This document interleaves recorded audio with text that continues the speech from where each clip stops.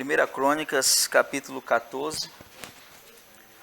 Essa palavra, ela fala sobre quando o ministério de Davi ganha sentido. Davi é um dos líderes mais admirados do Antigo Testamento. E essa palavra fala quando foi que ele entendeu o motivo pelo qual Deus havia colocado ele como rei sobre Israel. Deus não faz nada sem propósitos. Deus não tem planos sem propósito. Tudo que Deus faz, ele tem um propósito pelo qual está fazendo. E Davi aqui já tinha passado por todo aquele período de perseguição, de quase 15 anos, já tinha conquistado várias batalhas, já tinha dissipado quase todos os inimigos da terra, mas ele ainda não havia entendido por que Deus havia colocado ele como líder do povo de Israel. E existem alguns segredos aqui de liderança muito grande nesse texto, que eu quero repartir com os irmãos. A partir do versículo 1 diz assim: Irão, rei de Tiro, 1 Crônicas 14, mandou mensageiros a Davi, levando madeira de cedro, pedreiros e carpinteiros para lhe edificarem um palácio. Algumas versões assim, para lhe edificarem uma casa. Então Davi teve a certeza, nesse momento, de que Yahvé o confirmara como rei de Israel e que estava fazendo prosperar o seu reino por amor de Israel, seu povo. Em Jerusalém, Davi tomou para si esposas e gerou vários filhos e filhas. Amém? Um dos grandes desafios que nós temos como líderes é entendermos o propósito do chamado que Deus tem para nós. Nosso ministério, daquilo que Deus nos chamou para fazer. E eu passei um tempo da minha vida que eu tinha o que eu chamava de consultoria profética. A gente conhecia um pastor, então nós fazíamos um relacionamento com eles. Às vezes isso acontecia através de um seminário que a gente fazia na igreja, e aí ficava amigo daquele pastor.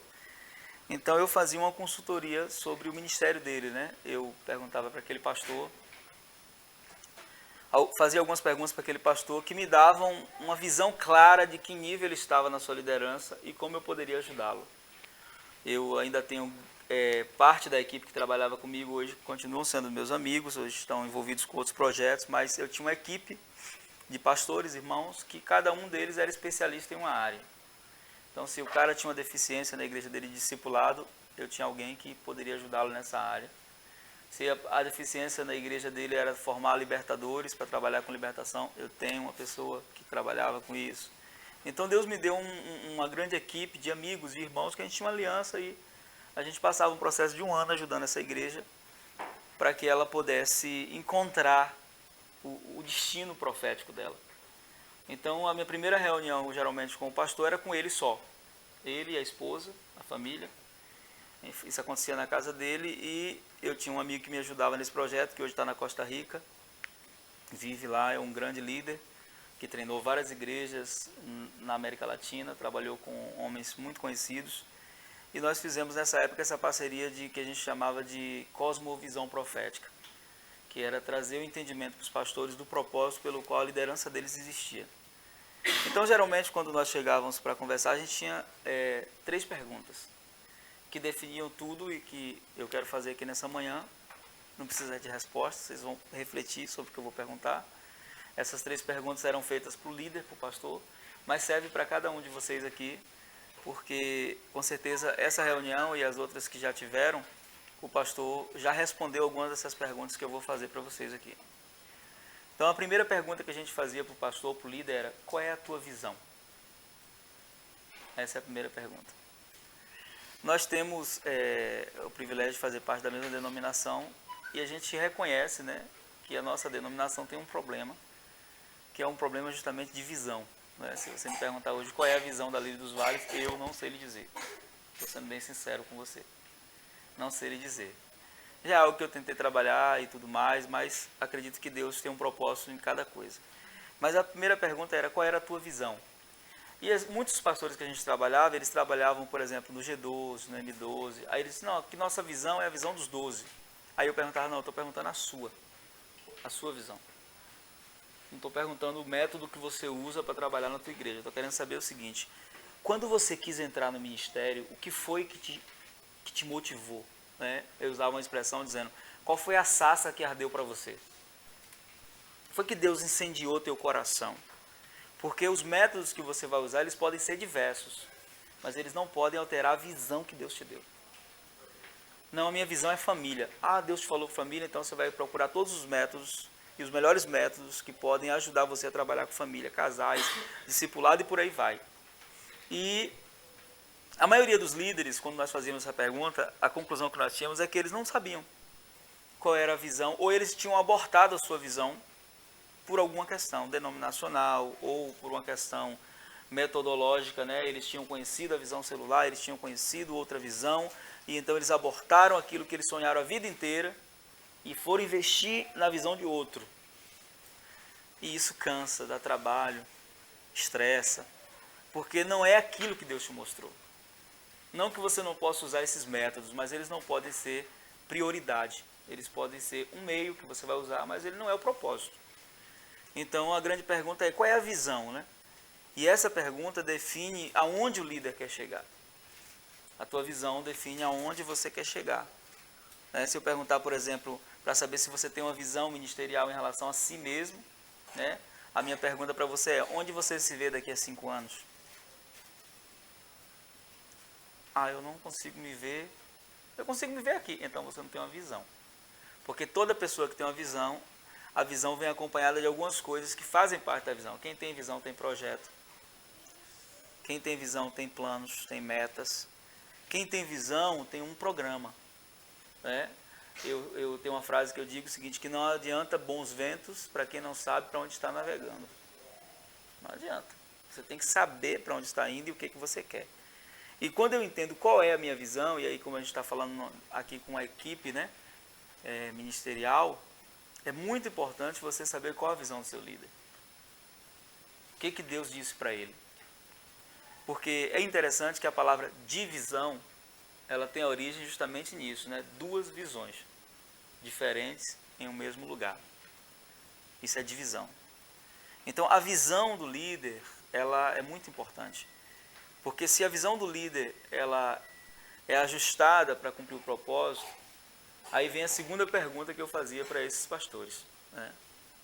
A segunda pergunta era: você tem uma equipe? Como eu falei, alguns trabalhavam com visão celular, diziam: eu tenho os meus 12, não, mas eles são sua equipe? Alguns diziam assim: eu tenho os meus obreiros, não, mas eles são uma equipe? Porque ter pessoas funcionando na igreja significa que você tem uma equipe. Ter uma equipe é ter pessoas que estão dispostas a sangrar com você. É ter pessoas que estão dispostas a chorar com você. Né? Eu sempre digo para os pastores, quando eu vou ministrar nas igrejas domingo, eu digo assim: pastores, não se impressionem com a igreja que vocês veem domingo. Não é a igreja que você apacenta. A igreja que você apacenta é aquela com quem você pode contar. Que quando você diz vem, eles vêm. Quando você diz vamos, eles vão. Quando você diz é agora, eles estão. Então, ter uma equipe é algo extraordinário. E eu tenho ensinado isso porque não existe grandes líderes sem grandes equipes. A capacidade de liderança de uma pessoa não é medida pelo tanto de coisa que ela produz, mas pelo tanto de pessoas que ela influencia. Pela quantidade de pessoas que estão influenciadas por ela e estão dispostas a lutar por aquela pessoa. É o exemplo de Davi, né? Ele desejou beber água da fonte de Jerusalém, foi um anseio. E os caras foram lá, arriscaram a vida e trouxeram água. Como bom líder, ele não bebeu da água. Ele ofertou ao Senhor. Então, por que esses caras estavam dispostos a morrer por Davi? Porque eles conheciam a visão de Davi, eles conheciam o coração de Davi, porque a visão do líder fala muito do que está no coração dele. E eles tinham essa equipe, né, que se tornou o maior exército que já existiu. Não foi o de Esparta, não foi o de Davi. Os caras eram tão feras que a Bíblia diz que um homem só matava 1000 com uma lança. Tinha gente que acertava um fio de cabelo com a funda. Então eu nunca vi falar, né, desse tipo de destreza em nenhum outro lugar da história. Então Davi conseguiu pegar uma equipe de, desculpa a expressão, vagabundos, pessoas sem destino, e dar identidade a eles. Por quê? Porque ele tinha uma visão, ele tinha um destino, ele tinha um propósito. Então, ter uma equipe é algo muito necessário no andamento da visão. E essa equipe, ela precisa ser de fato uma equipe. Ela não pode ser um grupo, ela não pode ser pessoas agregadas por interesses pessoais, porque a primeira coisa que exige-se para que você faça parte de uma equipe é que você abra mão do egoísmo. Em uma equipe não existe espaço para egoístas. Todo grande líder que tem grandes projetos, ele tem que abrir mão do egoísmo. Ele tem que aprender a dividir a glória, ele tem que aprender a reconhecer, ele tem que aprender que aquelas pessoas que estão do lado dele vão ter capacidades que ele como líder não vai ter. E para mim a maior força de um líder não é influenciar pessoas que são menos que ele. Os grandes líderes influenciam pessoas que têm mais que ele. E eles geram essa lealdade porque eles reconhecem isso. Não, olha, eu sei que o que Deus deu para você não deu para mim. Imaginou se eu pego aqui, Nilson, eu quero que você toque aqui igual o Louro toca. Não vai dar certo, irmão. Não vai sair. Vai até tocar o que ele sabe, mas eu quero que você toque igual. Não vai. Então, Deus trouxe alguém que tem uma capacidade que o pastor não tem. Estou dando só um exemplo. Então, cada um de vocês aqui, todos vocês que estão aqui, em alguma área, vocês são melhor do que o pastor de vocês. Em alguma área. E a grande verdade sobre a equipe é justamente essa. É colocar à disposição do líder que Deus colocou na minha vida, aquilo que Deus me deu de melhor. Entendendo que quando eu estou agregado a uma visão verdadeiramente divina, a recompensa é distribuída pelo Senhor. E essa recompensa não é distribuída pela produção, do que eu produzo. Essa recompensa é distribuída pela intenção com a qual eu faço. Porque a gente tem muita gente talentosa dentro da igreja. E muita gente que faz muito. Mas a grande pergunta é, faz com qual motivação? Faz por quê? O que quer em troca do que está fazendo? O que está buscando com o que está fazendo? Então, tudo isso engloba essa característica, né? E a terceira pergunta, para a gente entrar no texto, né? Você tem uma visão? Tenho. Você tem uma equipe? Tenho. Terceira visão, né? Terceira questão, né? Você tem um projeto? Porque parece que visão e projeto são as mesmas coisas, e não é. A visão é o destino onde eu quero chegar e o projeto é o que vai me levar até o cumprimento da visão. Então, essas três perguntas. E o texto que nós usamos para falar era esse. Por quê? Davi, ele é considerado o maior homem de guerra da Bíblia. Ele é o cara, né? A vida de Davi é marcada por guerras. Ele se destaca numa guerra, derrubando um gigante.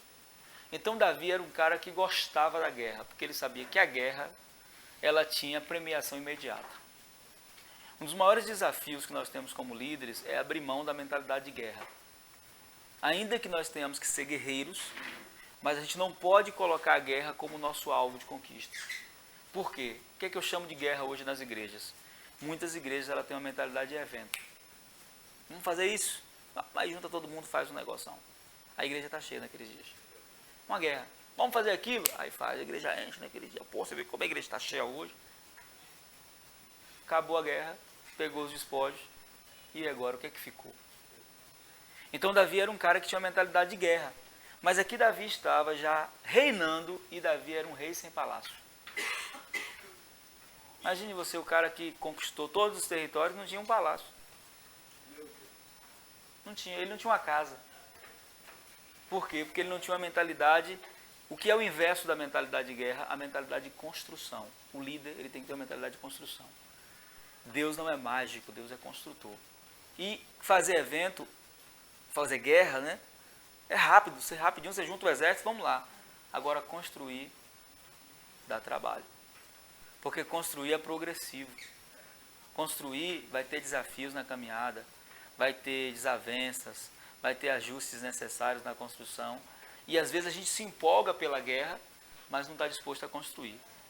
Então Deus envia um homem que nessa passagem especificamente, ele é como se fosse uma figura do próprio Espírito Santo. Esse homem se chama Hirão. Ele é um rei que admira Davi. Ele vem de lá de Tiro. É esse cara que depois dá todo o material para Salomão construir o templo. Então Hirão é uma figura do Espírito Santo. E ele vem. E quando Hirão vem, a Bíblia diz que ele traz carpinteiros, pedreiros, ele traz profissionais. O que ele traz? Ele traz tudo, menos guerreiros. Ele não leva guerreiros, ele leva construtores. Porque Davi tinha um bom exército, mas ele não tinha pessoas que construíam. Então você vai ter gente na igreja que vai ser gente de evento. Vai ser gente que vai fazer, que vai acontecer, mas não está disposto a construir.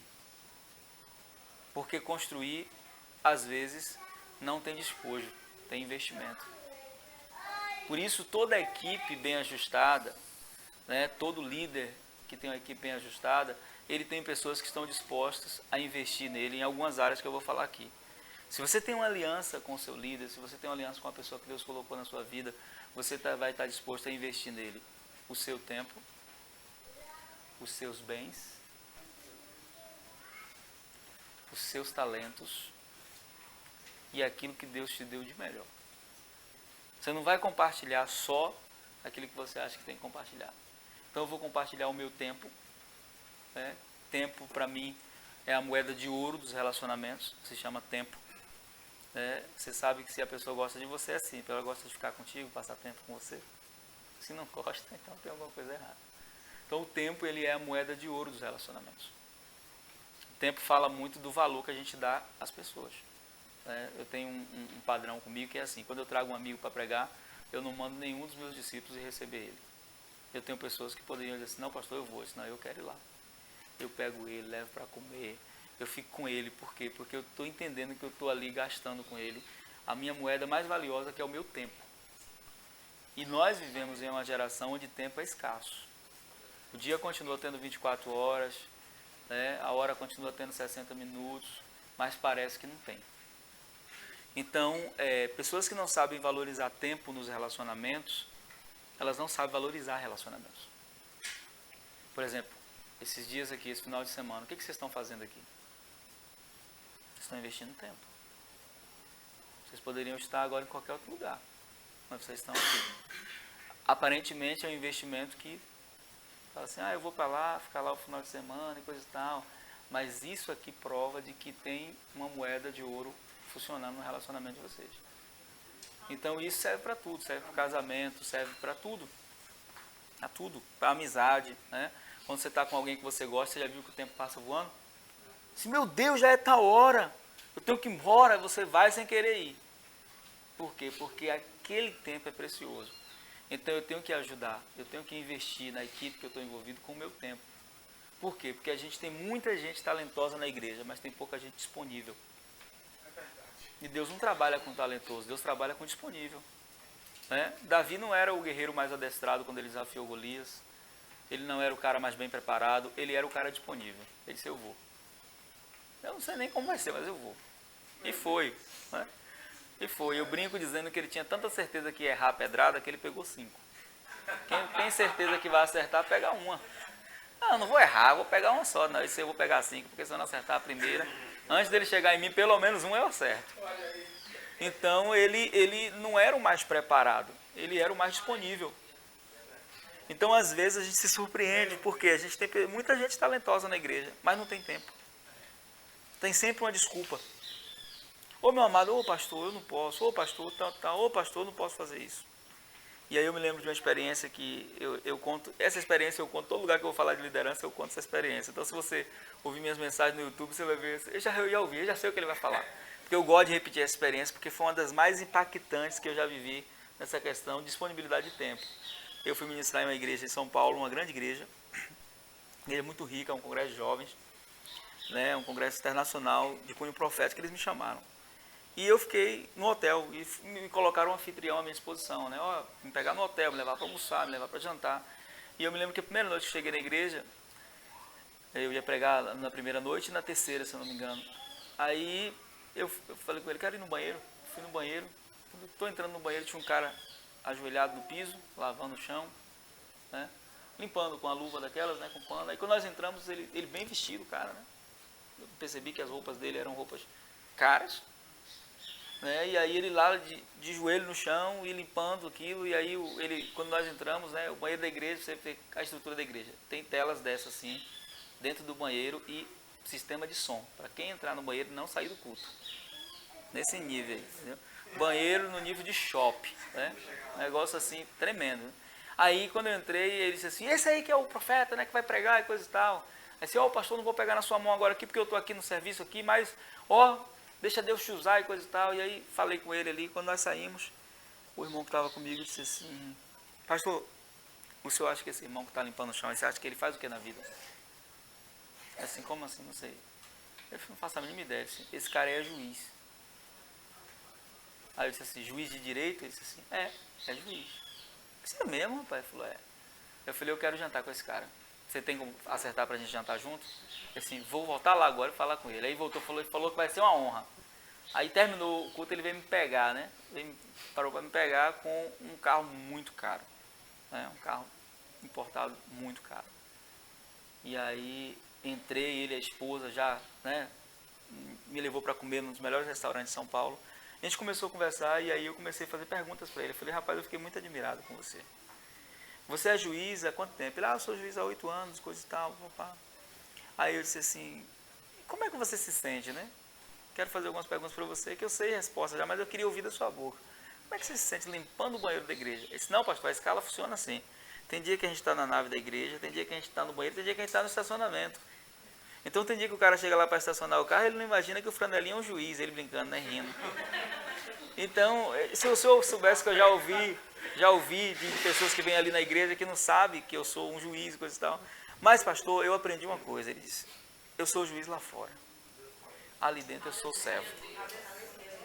Ali dentro, aquilo que eu sou lá fora não influencia. Eu estou ali para servir. Deus me chamou para servir. Pastor, eu tenho o maior prazer. Eu não limpo o banheiro da minha casa, ele disse. Eu tenho pessoas pagas para isso. Mas eu tenho o prazer de limpar o banheiro da casa do Senhor, para os meus irmãos usarem. Eu disse para ele assim, sou teu fã. Falei com ele, sou teu fã. Tá ligado? Fiquei brincando com ele, né? Ficamos amigos, né? Ele hoje está no Rio de Janeiro, é desembargador. O cara cresceu muito, né? E continua congregando na mesma denominação e serve lá como obreiro. Mas isso me chamou a atenção, né? O cara não precisava estar ali. A verdade é essa. Ele não precisava estar ali. Ele disse, eu não limpo o banheiro da minha casa, eu tenho pessoas que fazem isso, são pagas para isso. Mas eu faço com alegria, com amor.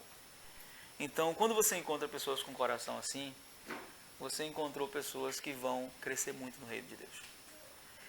Então, o investimento de um cara desse não é um investimento financeiro, porque ele tem dinheiro para ofertar valores altos.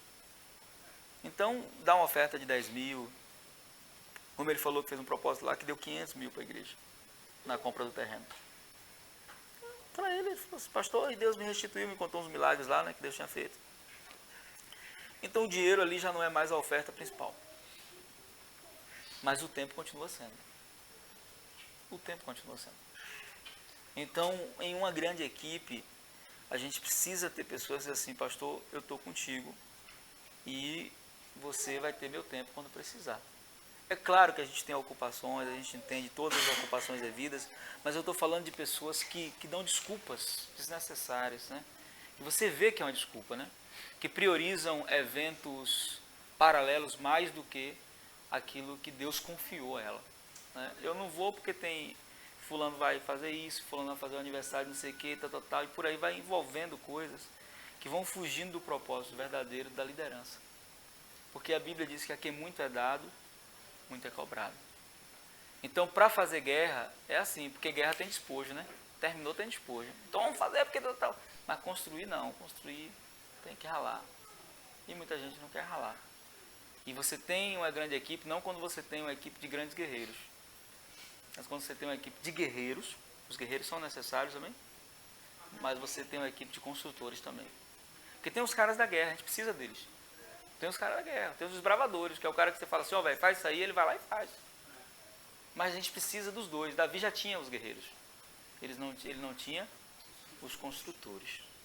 Então o que os guerreiros fizeram para Davi? Conquistaram um território. O que os construtores fizeram? Construir uma casa. São duas coisas, duas dimensões. Conquistar territórios e construir um palácio. E a Bíblia diz que quando esses homens constroem o palácio, aí eu gosto muito do versículo 2 que diz assim, entendeu Davi por que Deus havia colocado ele como rei. Entendeu agora, depois de tanto tempo. E aí Deus diz o motivo nesse texto. Deus não colocou Davi como rei sobre Israel só por causa dele. Porque Deus olhou para Davi e disse, você é o cara. Aí está lá o segredo. Por amor ao seu povo Israel. Então Deus chamou você para trabalhar na obra, não é nem por sua causa. É por amor à igreja dele. A causa não é você. Eu e você, nós somos um meio. O grande problema é quando a gente começa a achar que a gente é a causa do mover. Eu ouço, o Nilson deve saber disso, eu ouço isso lá direto na Lírio Sede. Tem gente que chega para mim assim, se o senhor sair daqui da igreja, o senhor sabe que acaba, né? Aí eu pergunto para essas pessoas que vêm falar isso, eu digo assim, quantos anos ali dos Vales tem? Pergunto, né? Você sabe quantos anos ali dos Vales tem? Aí disse, não, tem 16. Você sabe quantos anos eu estou aqui? Há 3. Ou seja, há 13 anos ela existiu sem a minha presença. E se eu sair daqui algum dia e Deus me tirar daqui, ela vai continuar existindo e Deus é o único que tem no seu banco de reserva pessoas melhores do que quem está atuando. Então Deus pode levantar alguém melhor. Então eu não sou causa de nada. Eu não sou causa de nada. Meu Deus! Não sou causa, eu sou meio. Eu sou meio. E aí eu falo, e outra coisa, o líder aqui não sou eu. Aqui tem um homem que Deus entregou para esse homem a liderança desse ministério. O nome dele é Rogério Dantas. E deixa eu falar outra coisa mais forte. Quando ele morrer, Lírio dos Vales não acaba. Porque não é dele. Ele foi a pessoa que Deus deu a visão, mas não é dele. Então a gente tem essa coisa de querer, né, aceitar essas glórias diabólicas que as pessoas tentam nos dar.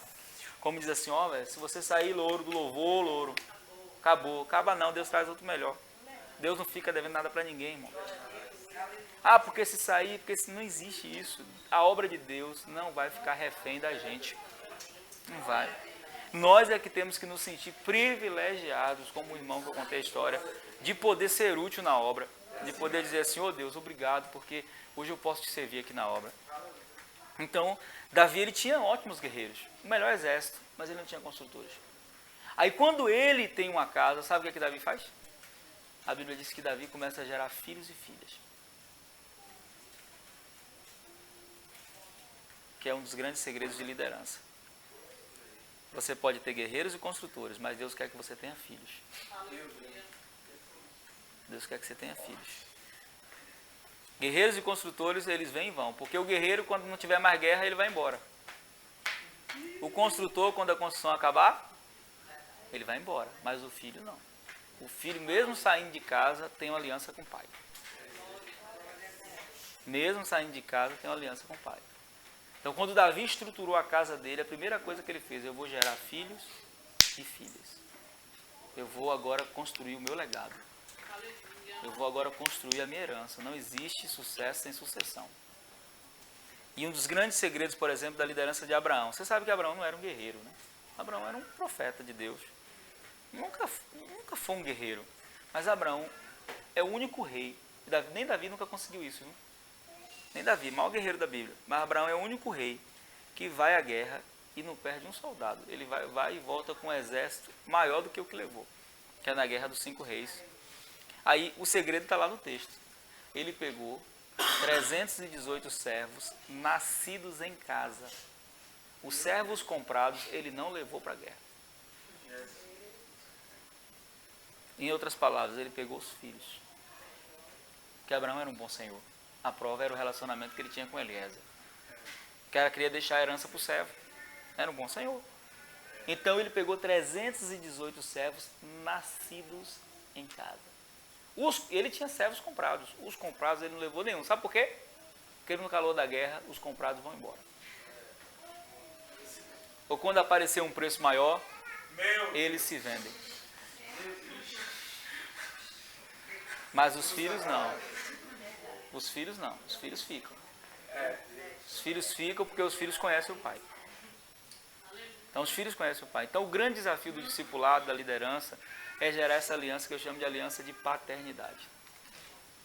Eu priorizo muito isso, essa questão da paternidade. Quando eu fui para Lírio dos Vales, que o pastor Rogério me convidou, eu sentei com ele antes da gente ir para Lírio e eu disse para ele assim, olha, eu venho para Lírio, agora eu quero te dizer uma coisa que eu queria que você, se você não entender isso, eu não posso vir para aqui. E assim que é? Eu falei assim, eu tenho um pai espiritual, um pastor. Ele é meu mentor, ele é meu pai. Eu caminho com esse cara há 10 anos. Aqui dentro da Lírio dos Vales eu vou lhe respeitar como pastor. Vou lhe chamar de meu pastor. Vou lhe chamar aqui dentro de meu pastor. Vou lhe honrar. Mas você não será meu pastor pessoal. Aqui dentro você será meu pastor. Eu tenho um pastor. Você consegue conviver com isso? Ele disse, claro, consigo. E consegue mesmo. Quem conhece ele sabe que consegue. Depois, a primeira coisa que eu fiz, apresentei o meu pai espiritual para ele. Levei José e disse, senhor, esse aqui é meu pai. aí se conheceram, hoje são amigos. E esse pai espiritual que eu tenho, eu caminho com ele há 10 anos, uma vez por mês eu viajo 800 quilômetros para sentar com ele 2 horas, é um bate e volta.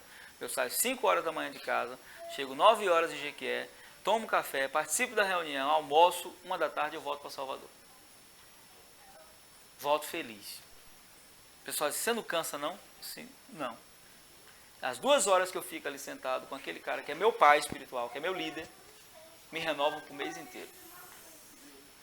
Quando eu fui morar no Rio de Janeiro, ele disse assim, olha, meu filho, procure alguém lá para você se reunir lá. Eu falei, não, eu vou vir para aqui. Você vai vir do Rio para cá? Assim, vou. E eu vinha, todo mês pegava avião e vinha. E isso fez com que nós desenvolvêssemos uma aliança tremenda. Aí nós tivemos uma experiência agora, alguns dias atrás, que a reunião toda primeira terça-feira do mês ia ter o Ministério Zoe, ia cantar lá na igreja dele. Então ele disse assim, ó, um pastor sugeriu, pastor, por que o senhor não faz a reunião no sábado, que a gente já vem para a reunião no sábado, fica à noite para o Ministério Zoe. Aí disse, é bom mesmo, uma boa ideia. Ele lembrou de mim. Eu disse, não posso não. Aí eu falei, meu pai, sábado eu não posso não. Ele disse, então não vai ter reunião no sábado, vai ser na terça, por causa de Santos. Porque Santos é o que mais vem para as reuniões e é o que mais longe mora. E aí ele falou, eu quero ensinar uma coisa para vocês aqui, que Santos vive isso. Ele disse assim, olha, quem mais longe mora, mais cedo chega. Quem mais ocupado, mais disponível é. Você vê que você tem muitos irmãos na sua igreja que eles são, que tem gente que diz assim, né? Eu agora vou ficar indo para a igreja, eu tenho o que fazer. O que ele está querendo dizer? Que quem está lá não tem o que fazer. Não, quem está lá é um monte de desocupado. É um monte de sem o que fazer. Não, meu irmão, eu tenho certeza que todos vocês aqui são muito ocupados. Eu tenho certeza disso, que aqui não tem nenhum desocupado. Aqui tem pessoas disponíveis, que mesmo na sua ocupação diz, Senhor, tem uma parte que é tua e eu não posso negligenciar isso. E ele falou, né, terceira coisa, quem menos tem é quem mais investe. Pode observar que às vezes quando você faz um projeto de alcance financeiro na igreja, o cara que é milionário da igreja é o que menos dá. Às vezes acontece isso. Não é isso? O cara que é milionário é o que menos dá. E o irmãozinho, a irmãzinha que vende cocada na janela, chega o pastor e diz assim, ô pastor, as cocadas que eu vender esse mês vai ser tudo de oferta. É assim que funciona na maioria das igrejas. Então Davi, ele tinha guerreiros, e a gente precisa dos guerreiros, amém? Ele tinha consultores, precisamos dos consultores, mas temos que gerar uma mentalidade de filhos. Por quê? Porque se um dia o filho foi embora, ele continua sendo filho. Continua sendo filho. Né? E o pai vai se alegrar, porque todo filho é criado para um dia sair de casa. Né? A ideia é essa, não é que o filho fique para sempre. Ninguém quer isso, né? Então, Davi, nessa experiência de Davi, as coisas começam a mudar para ele. Porque é aqui que ele entende que Deus colocou ele ali por amor a Israel. É como se Deus estivesse dizendo assim, você vai morrer, Israel vai continuar existindo. Então, nesse tempo, você é a pessoa que eu escolhi. Mas o alvo não é você, você é o meio. Então, esses homens se dispuseram. Então, tenho que servir a Deus, né? Servir ao meu líder com o meu tempo. Tenho que servir com os meus bens, né? Que é uma das partes mais difíceis das pessoas compartilharem. A questão dos bens. Às vezes a gente não quer investir, mas há necessidade de investimento na obra de Deus. E eu tenho que servir a Deus com os meus dons, os talentos que Deus me deu. No nosso ensinamento sobre dons, né, na escola profética, a gente diz o seguinte, que o último beneficiado com dom é você. Deus não dá um dom para nos beneficiar. O dom tem alcance mútuo. Paulo fala isso em 1 Coríntios capítulo 12, que o Espírito Santo concede o dom para proveito mútuo, não para proveito pessoal. Quando você vê alguém usar o dom para crescer, para se promover, porque eu sou o cara e coisa e tal, não está fazendo tudo errado. E o dom é uma ferramenta. Uma ferramenta na mão de quem não sabe usar se torna uma arma. Uma chave de fenda pode servir para apertar um parafuso, como pode servir para matar uma pessoa. É uma ferramenta, mas na mão de uma pessoa mal intencionada se torna uma arma. Um dom que Deus dá na mão de uma pessoa mal intencionada se torna uma arma. Então a gente tem muita gente na igreja que tem dom, mas não sabe o propósito pelo qual tem aquele dom. E o propósito principal é abençoar pessoas.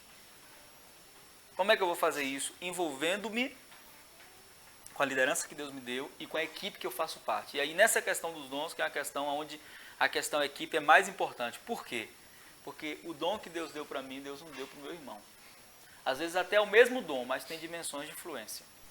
Por exemplo, eu sei que o meu ministério, uma das minhas maiores alegrias em relação ao meu ministério, das maiores alegrias é saber que o meu ministério não é completo. Isso não me entristece, me alegra. Tem coisas que Deus só vai fazer na minha vida através disso. E se eu não quiser parar e sentar e ouvir, eu não vou receber. Porque a ferramenta que Deus deu para ele não deu para mim. Se você quer ver uma coisa horrível, é quando você quer trabalhar com a ferramenta do outro sem ter o chamado para isso. Alguém aqui já tentou bater um prego com alicate? Ou com o cabo da chave de fenda? Você conseguiu bater o prego? Conseguiu, mas furou a parede toda errada. Às vezes machuca o dedo. Por quê? Está com a ferramenta errada. Tinha que ser com martelo. E a gente vê muito isso, né? Gente na igreja que quer fazer tudo. Eu quero estar nisso, quero estar naquilo. Não, está errado. Você tem que ter espírito de equipe. O que é ter espírito de equipe? Eu não sei fazer, você faz melhor que eu. Né? O Roy Piller, ele estava conosco agora na nossa conferência, né? É um cara que eu admiro muito. Ele é líder hoje de um grande segmento na África do Sul, de mais de 10 mil pastores. Um cara fantástico, fascinante. E eu me apaixonei pelo Roy Piller, pela pessoa dele, por algo que eu vi ele fazendo, que eu nunca tinha visto nenhum líder fazer. Nunca vi. Ele foi convidado de honra de uma conferência. A conferência seria 4 dias. 4 dias. E ele pregaria 3 dias. Primeira noite, terceira e quarta. E um dia ele pediu que o pastor inserisse um filho espiritual dele, o Ralph Alaya. E o pastor, por consideração ao Roy, encaixou o Ralph, porque ele não conhecia o Ralph. O Roy pegou a primeira noite, pegou uma mensagem esplêndida sobre Abigail, né? A igreja que livra uma cidade, porque ela vai ao encontro do rei, negligenciando a voz, né, do esposo interesseiro, falando de pastores que usam a noiva de Jesus para afastar de Jesus. Não vamos receber Jesus não, aquele negócio era com a gente. Prega uma mensagem fascinante, todo mundo ficou assim, ó, nos pastores, né? Com uma cajadada nos pastores. Aí no segundo dia colocou o Ralph para pregar. Aí o Ralph superou ele. O Ralph é um dos maiores mestres que eu já conheci, né? Comparado a ele, só Miles, que eu já vi no mesmo nível, assim. Mas o Ralph é fantástico. Ele pega texto da Bíblia que a gente lê, comum, assim, e diz assim, como é que esse cara está vendo isso aí nesse texto? Eu tinha um amigo meu que ele é muito crítico, né? Mas ele do meu lado sentado, ele ficava olhando para mim assim, rapaz, como é que esse cara está falando isso aí, velho? E ele disse assim, cara, esse cara é sinistro. Eu disse, esse cara é sinistro, como pode, cara? Carioca, né? Aí o Roy percebeu que a igreja respondeu a mensagem dele. Mas a igreja respondeu melhor a mensagem do Ralph. Aí no terceiro dia ele subiu na plataforma, o apóstolo chamou ele. Apóstolo Roy, por favor, está com a palavra. Ele disse, queridos, eu queria agradecer a Deus por esses dias aqui com vocês, tal. E eu preguei a primeira noite, eu vi que foi tremendo o que Deus fez. Mas ontem à noite, quando meu filho Ralph pregou, eu percebi que a unção está sobre ele, não sobre mim esses dias. Então eu conversei com ele hoje pela manhã e eu estou me retirando, vou sentar ali. Ralph, é você. E sentou e Ralph terminou a conferência os 2 dias. Aquilo eu falei, cara, eu preciso da amizade desse cara. Eu quero ser amigo desse cara. E aí me tornei um dos meus grandes amigos, né? Esteve conosco agora nas conferências radicais. Todas as vezes que ele vem ao Brasil, ele me liga antes. Ou manda uma mensagem. Santos, estou indo no Brasil. Você quer que eu vá te visitar? Ele vem com tudo pago. Paga as passagens dele e vem me visitar. Ele disse, venha me visitar. Ele veio, pregou na conferência, é uma pessoa muito simples. Mas essa atitude dele revela o coração de um pai. O pai não se sente ameaçado pelo filho. O pai se sente empolgado quando vê o filho funcionando. E essa mesma mentalidade de paternidade, ela tem que gerar entre nós uma mentalidade de irmãos. De irmãos. Nós não podemos concorrer entre nós. Nós não podemos competir, nós temos que celebrar o dom do outro. Aprender a celebrar a graça que Deus colocou sobre o outro, não colocou na minha vida. Isso não me diminui, pelo contrário, tem alguma coisa que eu faço melhor do que você, tem alguma coisa que você faz melhor do que eu. Isso não pode gerar em nós um sentimento de inferioridade. Né? Isso é muito sério. Por exemplo, eu vivo isso no meu casamento. A minha esposa, ela não prega tão bem quanto eu, mas ela é melhor pastora que eu. Porque a gente confundiu muito a questão apacentar com pregar, né? Nem todo bom pregador é um bom pastor. Tem cara que prega muito, mas não sabe cuidar de ninguém. Vai andar com ele, você está ferrado. Ele maltrata, ele pisa, ele... Então, assim, ela é a melhor pastora que eu. Então, nas igrejas que a gente ia ser pastor, eu dizia assim, olha, quer ouvir boas pregações, me escute. Quer ser apacentado, escute ela. E eu nunca exigi que ela pregasse como eu prego, porque eu sei que está fora da limitação e do que Deus deu para ela. Só que ela aconselha tão bem quanto eu. A gente faz essas comparações, né? Queria que a esposa do pastor seja mais ou menos igual ao pastor. Não vai ser diferente. Por isso que Deus uniu eles dois, porque eles são diferentes. Então tem características que tem nisso que não tem na esposa, tem características que tem nela que não tem nisso. Então as igrejas que eu ia, já para evitar coisas contra ela, né? Eu já chegava no primeiro dia que a gente ia assumir a igreja e dizia assim, olha, quero deixar bem claro aqui, que ela não prega tão bem quanto eu. Agora, se quiser ser apacentado, vai para ela, porque eu sou profeta, então vai ser mais ou menos assim. Quando você vier conversar comigo sobre pecado, eu vou te ouvir dizer assim, com amor. Segunda vez que você dizer com o mesmo pecado, eu já vou olhar para você assim com a cara meia feia. Na terceira vez eu te arrebento. Então, ela não, ela vai caminhar 1 milha, 2 milhas, 3 milhas, né? Ela é que me pastoreia, né? Ela que pastoreia minhas emoções. Quando eu estou agitado com alguma coisa, assim, amor, calma. Não resolve desse jeito agora não. Aí eu, não, porque... Calma, calma, tenha calma. Então ela que me apacenta, né? Então, ela que acaba me apacentando a minha alma. E isso me ajuda muito. Então, gera um equilíbrio no nosso ministério, né? Então, hoje, eu tenho pessoas que são cuidadas por ela lá na Lírio, mulheres, e dizem assim, poxa, pastor, depois que eu comecei a conversar com a pastora Rose, minha vida mudou. Por quê? Porque Deus usa ela com uma das maiores ferramentas de cura que existe, que é o amor. Não que eu não tenha amor, mas a minha forma de amar é diferente da dela. A forma dela de amar é mais apacentadora do que a minha. Então, isso que eu estou dando exemplo de casamento existe na equipe. E às vezes a gente quer que todo mundo da equipe seja igual. Não é, irmão, a gente vai ter os Pedros na equipe. O velho Pedrão, irmão. Pedrão é assim, Pedrão é mentalidade de guerreiro, né? Se a pessoa, quando eu leio sobre o tabernáculo, né? Deus falando com Moisés, gente, ou parte chata da Bíblia é você ler sobre o tabernáculo. Amarra não sei o que, não sei aonde, você vê todos os detalhes, parece que... Eu fico perguntando às vezes, a gente entende hoje que tudo apontava para Cristo, por isso que está lá. Aí eu disse, por isso que está aqui. Mas já imaginou Deus mandando Pedro fazer o tabernáculo? Pedrão, assim não, Senhor, bota 4 pau aí, joga uma lona por cima. Acabou, está resolvido o problema. Então a gente vai ter os Pedros na equipe, que é aquela pessoa que o pastor vai dizer assim, gente, a gente vai fazer isso. Vai mesmo, pastor, vai ser assim, mas a gente vai ter também aqueles que são mais prudentes. Né? Que assim, pastor, a gente tem que projetar primeiro. Que projetar, rapaz? O negócio é pela fé. Vamos logo, porque Deus vai honrar. E o líder, ele tem que saber conviver com tudo isso. Ele tem que saber frear os Pedros, né? Frear os Pedros. Calma, varão. Vamos pensar primeiro. Pastor, o senhor pensa demais. Né? Só que o líder, ele tem uma visão diferente de quem está abaixo dele. A visão do líder é panorâmica. Ele consegue ver os prós, os contras. Ele consegue ver os ganhos, as perdas. Jesus diz que todo bom general, antes de ir à guerra, ele analisa primeiro o exército que ele tem. Antes de construir uma grande torre, ele analisa se ele tem material para terminar. Então, Jesus está falando do líder. E muitas vezes a gente vai ter lá o Pedrão, né, o cara impossível, a gente vai ter aquele que é mais lento, né? Tem um cara que ensina sobre liderança que ele fala algo interessante. Ele diz assim, imagine que você tenha 3 cavalos de corrida. Você tenha um muito rápido, você tenha um mais ou menos, e você tem um lento. E os 3 têm que correr juntos. Como você colocaria esses cavalos em ordem? Tem que ser um atrás do outro. Como você colocaria?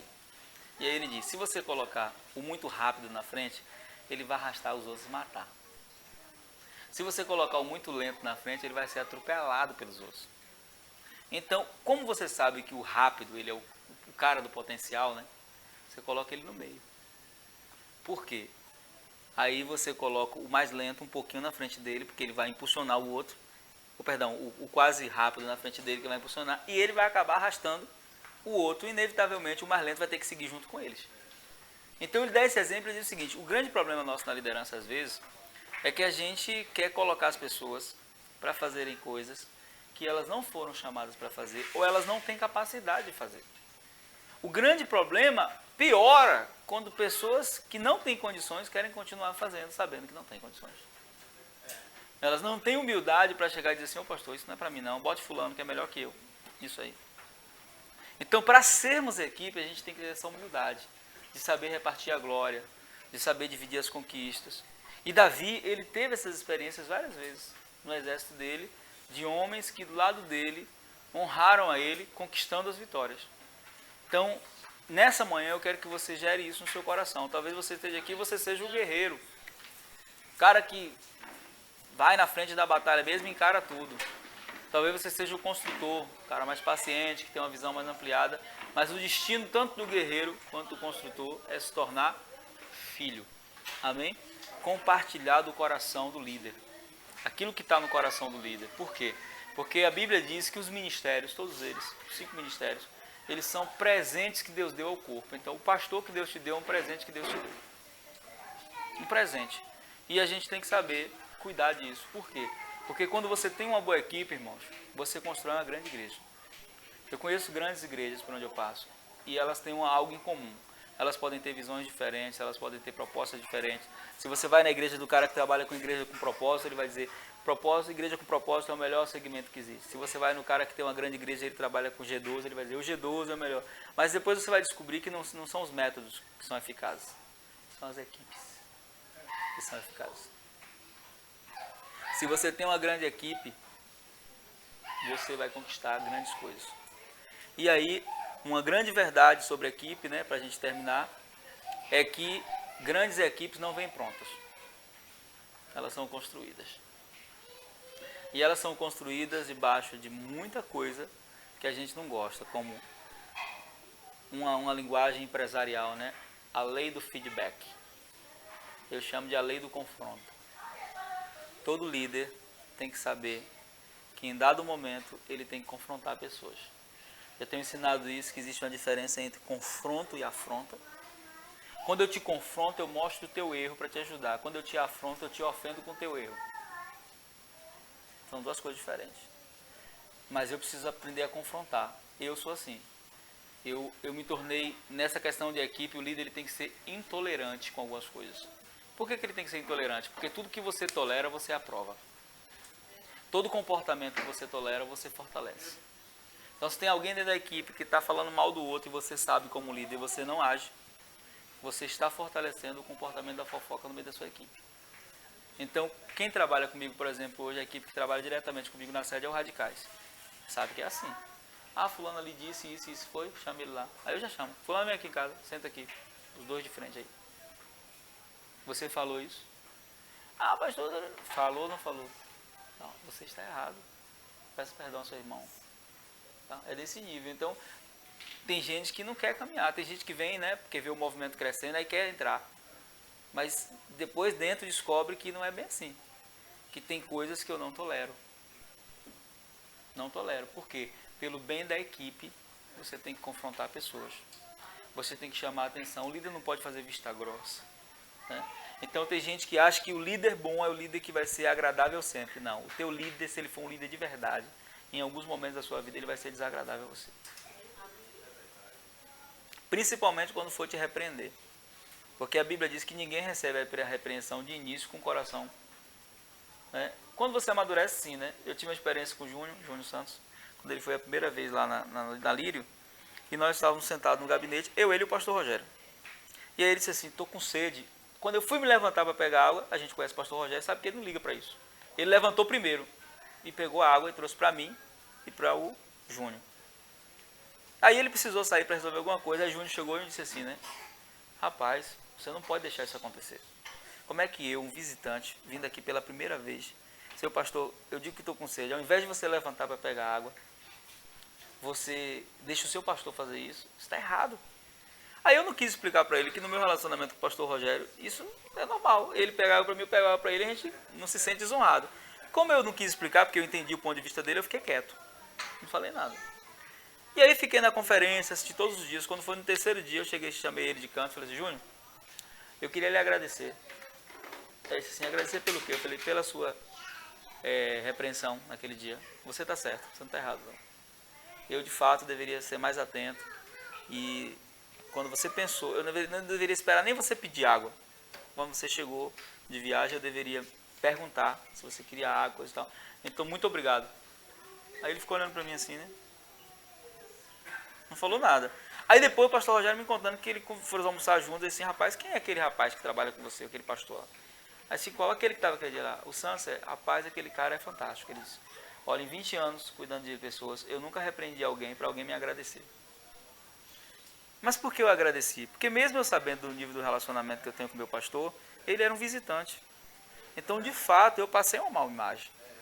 Eu não poderia tentar argumentar e dizer, não, você está falando isso, você não sabe a amizade que eu tenho. Eu errei, eu tinha cometido um erro. E eu pedi perdão. Então, hoje a gente tem uma amizade muito grande por conta desse episódio.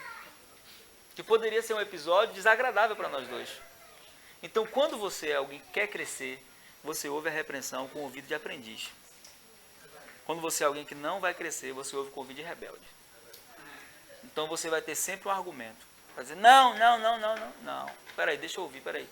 Você está me repreendendo por isso, deixa eu ouvir. Bom, tem alguma razão nisso aí. Pode não ter toda a razão, mas tem alguma razão. E por causa dessa parte pequena de razão que tem aí, eu vou me corrigir. E eu não vou dar essa brecha mais. Então eu brinco com ele hoje, quando ele vai falar que eu estou lá, já vou com água não, mas ó, aí ele fica rindo, né? Aí, se você é águia, ele fala, né? Eu assim, meu amigo, não dou brecha de novo não. E depois eu me reuni com o pastor Rogério e pedi perdão para ele. O pastor Rogério, não, mano, não precisa disso não. Eu falei, precisa sim, pastor. Precisa porque você é meu líder e todo e tal. Pedi perdão, não tenho dificuldade de fazer isso. Então é preciso, né, nós entendermos isso, que numa equipe, né, para o bem da equipe, né, e aí nenhuma equipe vem pronta, irmãos, vocês são diferentes, vocês foram educados de forma diferente, vocês têm culturas sociais diferentes, vocês são crentes em níveis diferentes, tem gente que já é crente há mais tempo, isso não significa que é mais maduro, tem gente que é crente há pouco tempo, então há uma diversidade de diferenças entre vocês.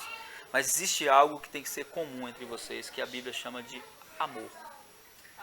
A Bíblia diz, ninguém devais coisa alguma no seu amor. Uma das coisas que eu priorizo no meu casamento, por exemplo, eu digo o seguinte, nós nunca colocamos nenhuma situação, por mais desagradável que seja, acima do nosso relacionamento. Então, um segredo para a equipe é nunca colocar nenhuma situação, por mais desagradável que seja, acima do bem da equipe. Gente que se ofende assim, eu vou sair, pessoas egoístas, porque elas sabem que elas são necessárias. E todas as pessoas que tomam a opção mais fácil como algo que resolve o problema, não está preparado para liderar. O líder é o cara que olha assim e diz assim, bom, é muito fácil desistir agora, mas eu vou ficar. Eu quero ver o que é que vai dar nesse negócio. Eu vou ficar até o fim. Eu vou ficar. Não vou ficar nem porque eu quero ficar, eu vou ficar porque eu amo a equipe e eu quero ficar por amor à equipe. Então, vai se ajustando. Por quê? Não se resolve problemas fugindo. Não se resolve problema disfarçando. Eu finjo que eu estou bem contigo, tu finge que a gente está bem, aí fica tudo bem. Não fica. Não fica. Né? Não fica, não. Então, tem coisas na equipe, tem que resolver. Tem que resolver. Eu sempre digo assim, né? Jade está aqui, Jade hoje é minha secretária pessoal e é parte da minha equipe. Ela teve um problema com uma das pessoas da equipe que a gente ama muito. Ama tanto quanto a ama. E aí ela veio me contar o problema assim, primeiro você tenta resolver com ela, só vocês duas, eu não vou me meter. E Jade tentou algumas vezes e a pessoa, de fato, estava fazendo interpretações das ações de Jade de forma muito errada. Aí eu tive que sentar com as duas, sentei as duas. E tive que ser duro com aquela pessoa, né? Disse, olha, eu estou fazendo isso aqui porque eu amo você. Então você... Vamos pensar aqui, se fosse eu que fizesse isso. Aí fui falando algumas coisas que ela fez com Jade, baseado em interpretações que ela não gostaria. Eu falei, então, você não gosta que façam isso com você. Então você não pode fazer isso com as pessoas. E aí depois se perdoaram, choraram e ajustaram as coisas. Então tem coisas que a gente às vezes vê, a gente não tem uma grande equipe, por quê? Porque a gente não quer resolver problemas. Não, vai ter que resolver. Não pode enterrar o defunto não, que a hora, né, Moisés enterrou, tem uma hora que o vento sopra e aí o bichão aparece, pôde já. Aí o fedozão tá lá. Então Moisés, vamos enterrar aqui que ninguém vai ver, no deserto. Quando o vento soprou, apareceu já podre já. Fedorento lá. Então assim, não, Vamos abafar, não existe abafar caso, existe conversar. Agora, como eu falei, a diferença é entre a afronta e o confronto. Eu não vou te afrontar, eu vou confrontar você, eu vou falar com você em amor. Né? Ô meu irmão, não é desse jeito, meu santo. Se não resolveu, leva para o líder. Então a gente vai conversar com o pastor. Né? E isso gera dentro da equipe uma cultura de lealdade. Lealdade. Que é um dos elos mais importantes de uma equipe. Lealdade. O que é lealdade? É eu falar de você aonde eu for, da mesma forma que eu falo quando eu estou na sua frente. Eu tratar você aonde eu for, da mesma forma que eu trato quando eu estou na sua frente. Isso é lealdade. Né? E para que isso aconteça, né, para que haja lealdade, para que haja amor, tem que haver um princípio muito interessante. Né? Eu estou lendo um livro que eu quero indicar para vocês, é muito difícil de achar esse livro. Né? Eu comprei agora com o Matheus Melo, ele veio na nossa conferência. O livro se chama Cultura da Honra. É um livro escrito pelo Danny Silk e tem o prefácio do Bill Johnson. Provavelmente a gente vai pegar esse livro para vender, porque eu quero que todo mundo da minha equipe leia. E esse livro é escrito por um dos pastores da Bethel Church. A Bethel Church hoje é uma das maiores igrejas do mundo. É a igreja do Bethel, a igreja que lançou o Ministério Jesus Culture. E se você for hoje lá, são 20 mil pessoas, eles funcionam 24 horas por dia. Qualquer hora que você chegar na igreja tem alguma coisa acontecendo. E eles falam aqui, dentro desse livro, e eu achei muito interessante, como eles tratam os relacionamentos em equipe na igreja. Então é um livro para liderança e equipe. E tem aqui alguns episódios, né, que são interessantes. Agora, algo que eles falam aqui, que é algo que eu já falava que eu achei interessante. Não dá para você manter bons relacionamentos. Não dá para você ter uma grande equipe se você não cultivar o princípio da honra. Se você não cultivar o princípio da honra, não dá. Por quê? Porque honra e obediência são duas coisas totalmente diferentes. Antigamente eu dizia para os meus discípulos, eu quero que você me obedeça. Hoje eu digo, eu quero que você me honre. Porque é possível obedecer sem honrar. Você pode obedecer porque você tem interesses pessoais. Você pode obedecer porque você tem alguma coisa a perder. Você pode obedecer por vários motivos. Quando você diz para o seu filho, vai lavar os pratos e ele vai com raiva, ele está obedecendo. Mas ele está honrando. Então a honra é o que sustenta os relacionamentos duradouros. Todo relacionamento duradouro ele tem uma cultura de honra. E o que é honra? É eu fazer por amor e por gratidão. Em relação a Deus, a base da honra é a gratidão. Em relação aos homens, a base da honra é o amor. Então eu sempre digo o seguinte, por que eu honro a Deus? Não é pelo que Ele pode me dar, é pelo que Ele já me deu. Não é por nada que Ele vai me dar, não. Tudo que Deus me der agora é lucro, é bônus. Mas o que Ele já me deu lá na cruz é maior do que qualquer coisa. Então, baseado nessa honra, é que eu trato os meus relacionamentos. Porque nós vivemos numa cultura, por exemplo, onde tem ensinado muito o seguinte, você tem que honrar seu pastor, você tem que honrar seu pastor, você tem que honrar seu pastor. A honra não pode ter essa característica. A honra ela tem que ser mútua. Do líder para o pastor e do pastor para o líder, e vice-versa. Eu não sou favorável à desonra, mas não sou favorável também a um pensamento de honra onde você tem que me honrar, você tem que me honrar, você tem que me honrar. Porque essa é a diferença entre paternidade e paternalismo. Na paternidade, o pai ele se alegra com o sucesso do filho. No paternalismo, o pai se sente ameaçado com o sucesso do filho. Na paternidade, o pai deixa herança para o filho. No paternalismo, os filhos enriquecem o pai. Na paternidade, o pai investe no futuro do filho. No paternalismo, os filhos investem e não recebem nada em troca.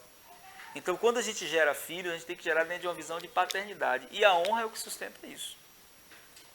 É a honra.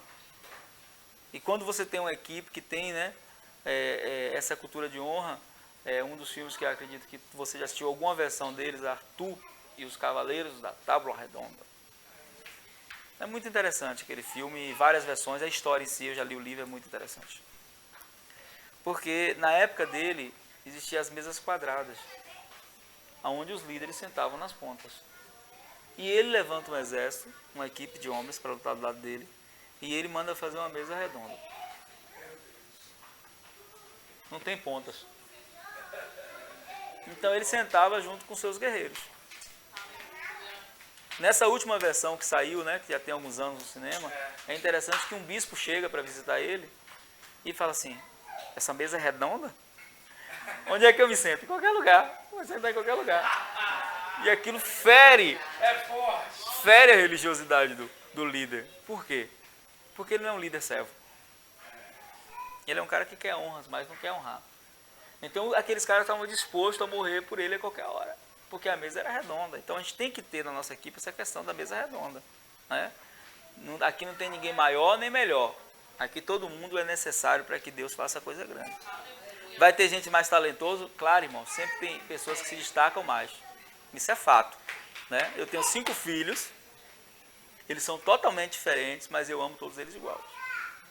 Eles são totalmente diferentes. Eu tenho um filho que é bom em cantar, eu tenho uma filha que é boa em fazer outra coisa. Então eu não uso a qualidade de um para humilhar o outro. Eu não digo assim, olha, eu queria que você, Daniele, cantasse tão bem quanto Damares, tocasse tão bem quanto Damares. Eu não faço isso. Porque eu sei que eu estaria sendo injusto com ela. Então o grande problema não é ter pessoas diferentes, ou com qualidade diferentes, ou até superiores na equipe. O grande problema é quando a gente usa isso em nosso favor, para humilhar pessoas, para fazer pessoas.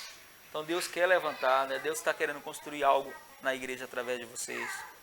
Vocês não estão aqui por acaso. Deus trouxe vocês aqui esse final de semana porque Deus quer gerar essa consciência em vocês. E o que vocês estão construindo é maior do que vocês, porque vocês não estão construindo nem para vocês. Se algum dia, né, vocês precisarem sair, Deus quiser tirar algum de vocês por algum motivo, a obra é dele, né? Ou vai viajar, ou vai mudar de país, ou vai fazer alguma coisa, a obra tem que continuar sem mim. A prova de que eu não sou o centro é se a coisa continuar funcionando quando eu sair. Então o verdadeiro líder trabalha com essa mente. Né? E para isso precisa de uma grande equipe. Né? Uma grande equipe conquista grandes sucessos, coisas grandes e tremendas. Grande equipe. Né? O primeiro cara a escalar o Everest, né, que entrou para a história, eu me esqueci o nome dele, ele tentou escalar 7 vezes e não conseguiu. E todo mundo dizia, desiste. Até que ele descobriu que tinha um camponês que conhecia todo o caminho, mas nunca tinha chegado ao topo, porque faltava investimento. Então esse cara descobriu esse camponês e então resolveu falar com ele, você já foi até onde? Ele disse, eu fui perto do topo, mas não consegui chegar lá porque as minhas roupas não eram apropriadas. E eu precisava de um sistema de segurança maior. Então eu tenho tudo isso, nós vamos escalar juntos. Montaram a equipe e eles foram e conseguiram escalar o Everest pela primeira vez. Quando eles desceram, houve uma entrevista. Né? O primeiro homem a escalar o Everest, aquela coisa toda. Aí foram entrevistar ele e falaram assim, você tentou 7 vezes e fracassou, por quê? Ele disse, porque eu não sou capaz. Sozinho. Eu precisava de alguém que conhecesse o caminho melhor que eu. E quem é essa pessoa? Ele chamou o camponês e conhecia esse cara aqui. Então você tem que atribuir alguma coisa, atribua a ele.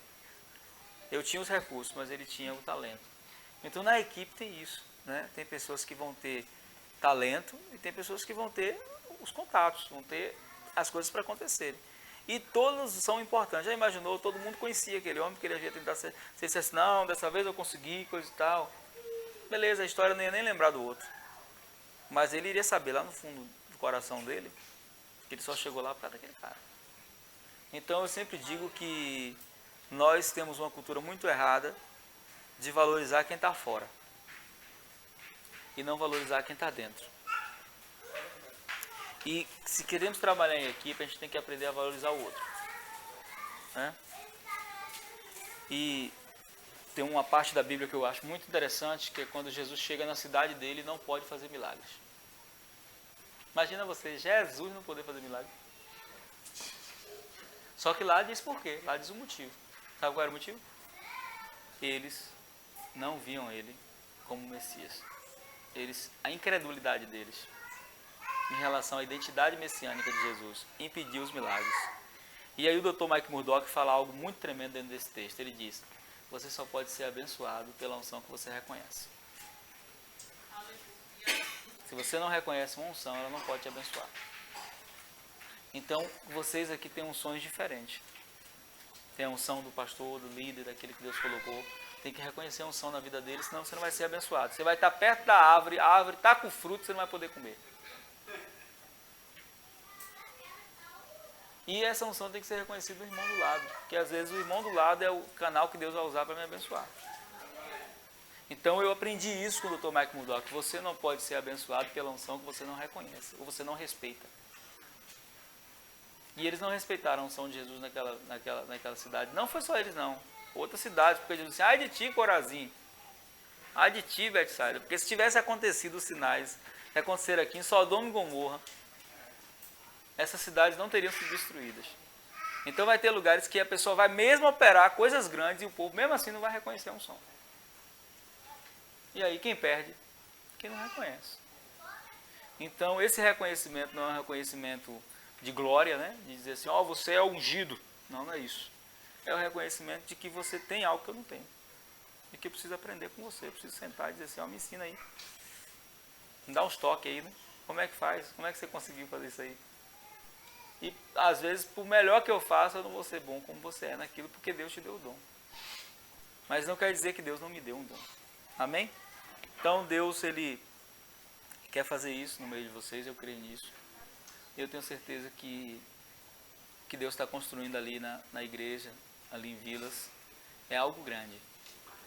Mas nada grande começa grande. Tudo que é grande começa bem pequeno. Então, fechando falando da parte da construção, né? Uma coisa em relação à guerra, em relação à construção, é que a guerra é feita com estratégia, né? Você precisa de boas estratégias para vencer as guerras. A construção é feita com projetos, né? Que foi a última parte. Então, o projeto ele estabelece um padrão. Um padrão. Vocês podem criar um modelo de igreja em Vilas, dentro da Livre dos Vales, um modelo, sem fugir da honra, nada disso, que pode se tornar um padrão para as outras igrejas ali. Um modelo de discipulado, de cuidado, de acompanhamento, um modelo, né? E bons modelos são imitados, não tem jeito. Se é um bom modelo, você vai querer imitar. Não é pecado imitar.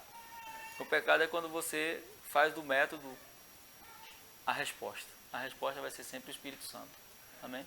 Você não pode engessar o Espírito Santo, não. Tem que deixar ele ter a liberdade que ele precisa. Vamos orar?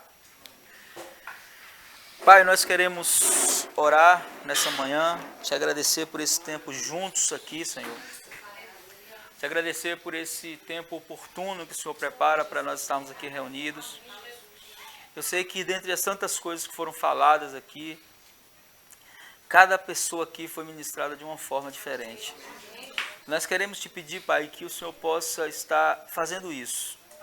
Quando Ezequiel estava naquele vale de ossos secos, Senhor, o vento do Teu Espírito soprou naquele lugar. E a Bíblia diz que se encaixou cada osso no seu osso. Tudo no seu lugar, tudo no seu devido lugar. Eu quero te pedir que sopre o vento do Teu Espírito sobre essa equipe, sobre essa igreja, e que tudo que ainda não está no lugar seja ajustado plenamente. Como Paulo disse no livro de Efésios, que aconteça o pleno funcionamento de todas as juntas e medulas. Que cada ministério funcione, Senhor, dentro da sua capacidade, intensidade, e que cada um aqui possa ter reconhecimento das suas capacidades, das suas limitações. Meu Deus, que todo espírito de concorrência, todo espírito, Senhor, de destruição, todo espírito maligno que tenta gerar no meio da equipe algum tipo de divisão, nós banimos agora em nome de Jesus. E declaramos que haverá no coração dos teus filhos uma aliança de filhos, uma aliança de irmãos, um conceito de família estabelecido, onde o teu poder nos sustenta, onde a tua mão nos sustenta. Quero te pedir que o Senhor abençoe a cada um aqui, trazendo sobre eles a tua graça, o teu amor. Desperta os dons, desperta os talentos, desperta os projetos, aquilo que ficou adormecido, desperta, Senhor, para que tudo se cumpra no tempo certo, da forma certa, porque o Senhor é bom em todo tempo, e nós te bendizemos em nome de Jesus. Amém. Amém?